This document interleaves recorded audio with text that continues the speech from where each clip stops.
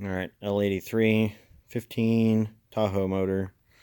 This is the part numbers I used to fix what needed to be fixed with it due to broken plugs, wiring harness. I'm trying to prep this the best I can for somebody else, just like as if I prepped it for me to install it.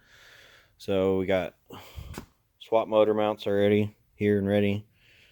I usually make my own out of DOM, so I buy them and I use them as a template, cut my own steel plate, drill my own holes, use 2-inch DOM.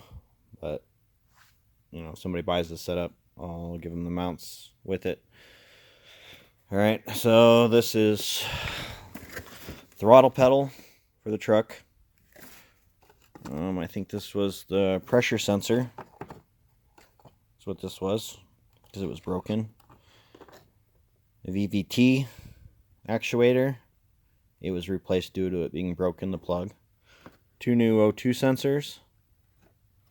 This is a Walbaro 255 fuel pump. I do believe this one carries a lifetime warranty, that's why I've been using it. This is the plug for the throttle pedal. This is the brand new thermostat I put in there. This is AC Delco high pressure fuel pump. This is the high pressure fuel pump line out from the high pressure pump. All right. This is some PTFE, I believe. Yeah, PTFE line, ethanol safe, and the fittings to go with it. I think I might have a couple extra ones in here that don't go with this kit in this package right here. The fuse harness, fuse box, fuse harness. You can see it's done. It's just jumped together right now to start it like this. Everything is soldered and shrink wrapped in there and on a fuse as it should be. The plugs are still left on here from the factory ones because some people, depending on what the motor's going in, some people would keep the electronic T-case. Some people are going to want to wire it for the PWM fuel pump. Some people aren't. It just depends on what you are doing. I do not have this wired for a PWM fuel pump right now. It's on a solid state fuel pump, and that's set up in the tune. I use EFI Live to tune it with. I'm running a Bosch fuel pump down there right now.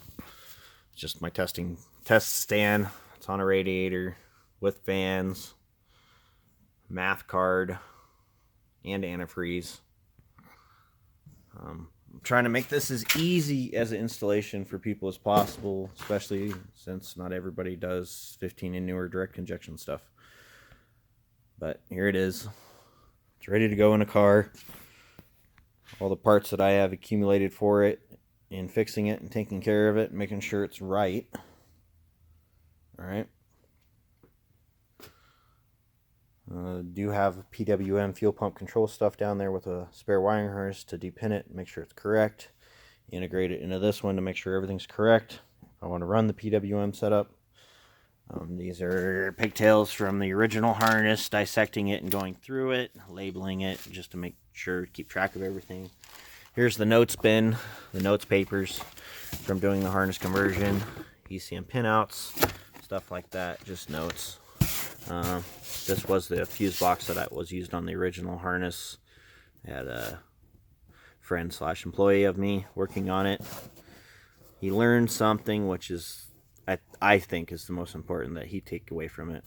But I didn't end up using that harness. Ended up building a whole nother harness, getting another one and doing that one. And that's the one we see here on the table now, hooked up to the motor. But I don't need this motor. It's just taking up extra space, and I know somebody else would appreciate it in their car. So I'm offering it up for sale. That's it.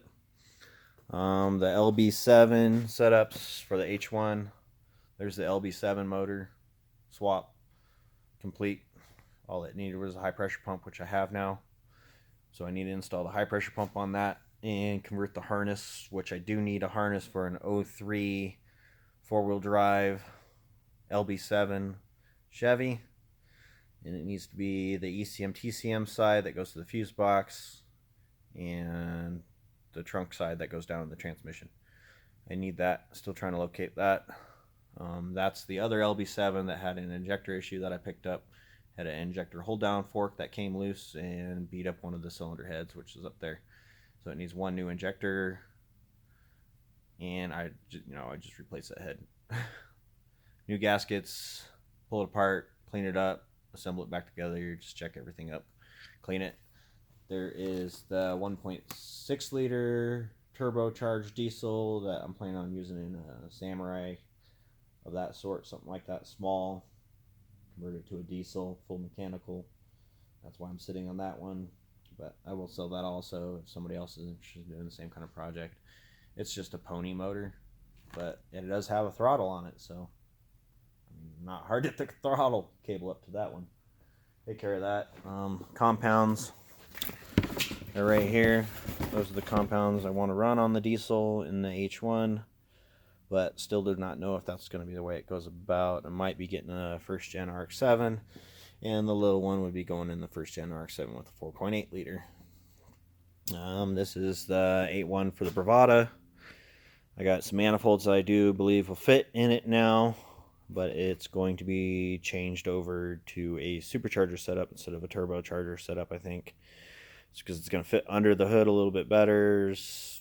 I mean, less messing with the exhaust. I didn't want to build a full turbo kit for it, but I did. But time is the issue because this is a shop project.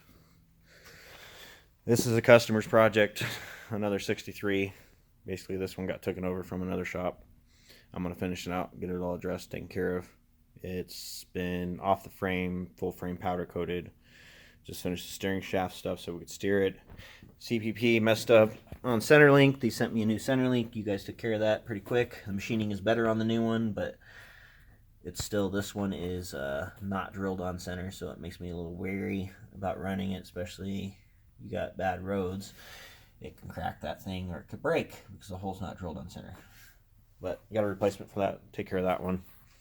This one, we're going to be getting the windshield in it so I can work my way out of the dash because of moving components due to windshield wipers, being in the dash now instead of on the front plate assembly. Front plate right there is where the wiper motor would normally go. Now it's mounted underneath the dash. So we got swinging components underneath the dash that are going to be moving. So need to get them all mounted in there and moving to make sure everything clears out when it's installed. That's it.